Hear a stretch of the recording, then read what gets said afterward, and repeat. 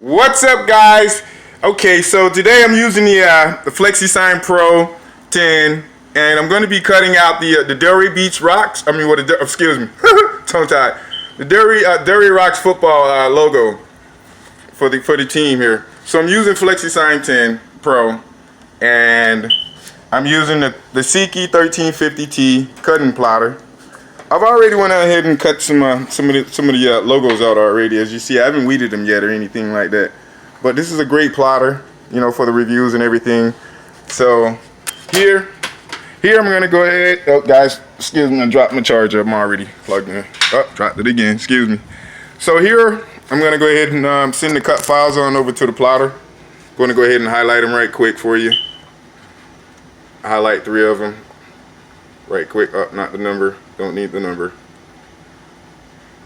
So I'm gonna, damn it, using my left hand here, not too much word, and down. So here it is. I'm gonna go over here to cut. I'm gonna go over here. As you see, I got my settings already ready, and I'm gonna be cutting the Delray Rocks football. So I'm gonna click on send, and I'm just gonna come send it over here.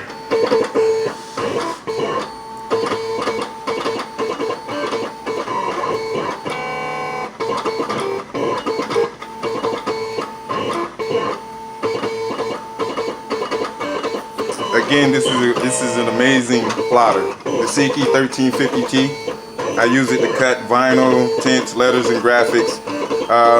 Its main purpose for me at one point in time was to cut some window film, tint patterns, and everything else. That's what I purchased it for. But found another use out of it. So, you know, it's great for me to use. And it's cost effective, and it's not hard on the wallet. So this is just a little demo for it. You know, so there it is. Cut's complete. Delray Rocks. Just gonna bring it up right here again. Just gonna click on done, and FlexiSign Pro 10. It's the program I'm using, and there we go. Thank you.